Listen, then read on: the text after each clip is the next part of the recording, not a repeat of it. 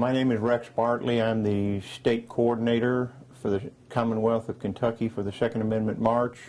Only have held that position a short time.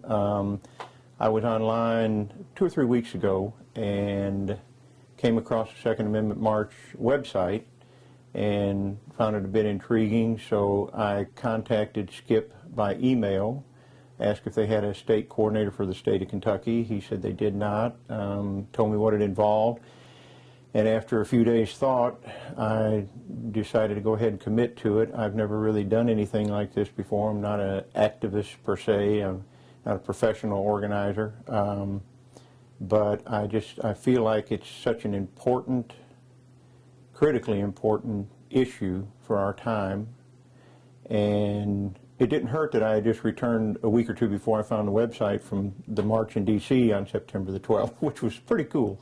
We were up there, we went on 2 buses from the state of Kentucky and expected, I got an email that said 200,000. I thought, I'll have to see this to believe it, and by some estimates there were 1.7 million. I know there was more people than I had ever seen before. And I mean, so that kind of got me pumped, and I came back, you know, even more enthused about getting involved in what's happening in our nation. I mean, a lot of us talk about somebody ought to do something, and it's like I told Skip, I thought, okay, if not me, who, and if not now, when? So I went ahead and committed to it because I feel that the Second Amendment is just critically important to the freedom we have in this country. I was born and raised in Detroit and grew up under some of the strictest gun control laws in the nation.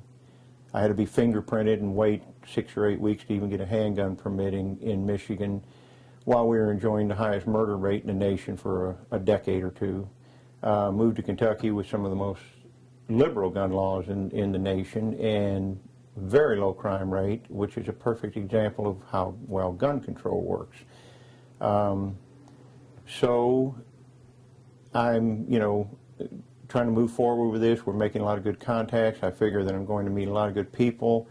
I already know a lot of folks that are involved in issues as far as the 9/12 project and a lot of other conservative issues. And I'm going to be networking with those folks because I have already met a lot of them that are also quite passionate about the Second Amendment.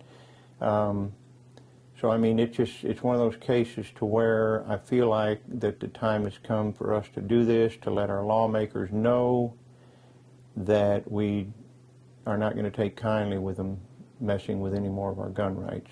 I'm enthused and excited about what's happened in Montana recently, in Tennessee recently, and what's happening in a lot of other states. We're going to try the next legislative session in Kentucky to encourage our state legislators to also pass a 10th Amendment resolution.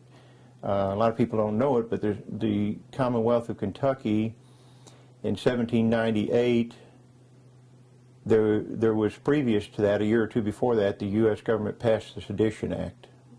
And basically it said in so many words, if you speak out against the United States or the United States government, we're going to put you in jail. And they were putting people in jail.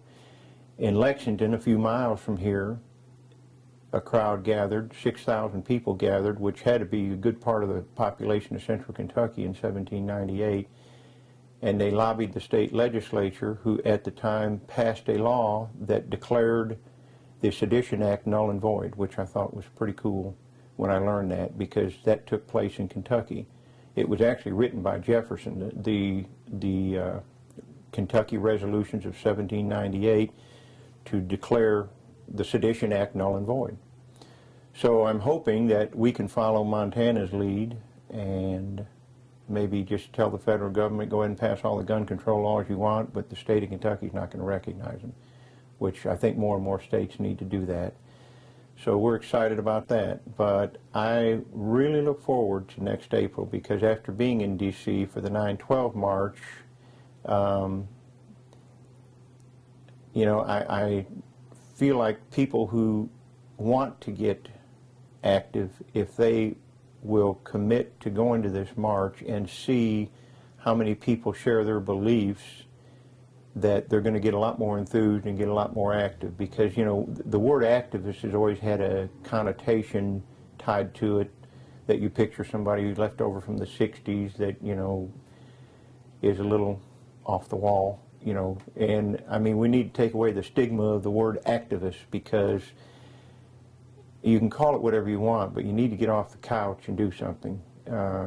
And if, you know, if we don't do it now, I read something a while back that Thomas Paine wrote, and he said that, talking about in the days of the American Revolution, he said, if there must be trouble, let it be in my day, so that my child may live in peace. And we can't leave this for our children and grandchildren. We just can't.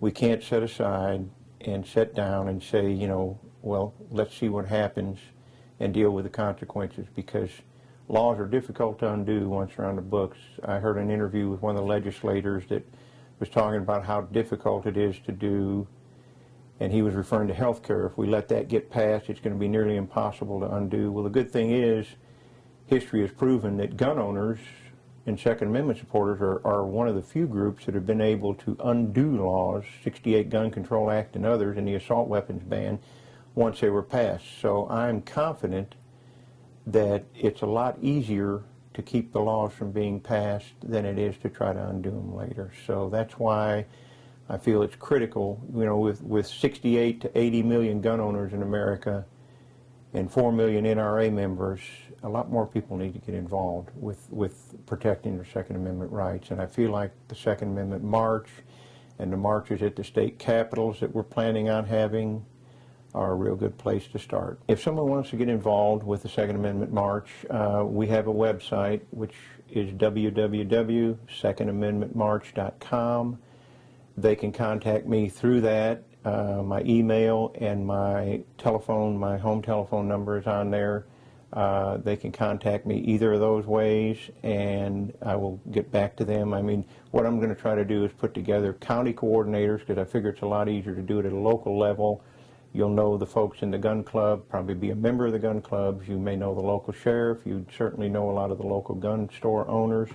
And I think, like, it's going to be a lot easier to spread the word, get posters up, get newsletters and so forth, if you are doing it at a local level. Because if I walk in the gun store and the guy doesn't know me from Adam and start talking about the Second Amendment March, he's not going to be nearly as responsive as the guy that's bought a dozen guns off him over the years and he knows him by the first name basis. So we're looking for volunteers, as many as possible, but I want to go ahead and set up county coordinators, just simply to try to do it at the most local level. I hope people in Kentucky will continue to check the website. We're working on getting our permits in place for the gathering in Frankfort. I have a little bit of a hard time with that you have to ask the government for a permit to exercise your First Amendment rights, but that's the way it is, and we're law-abiding folks.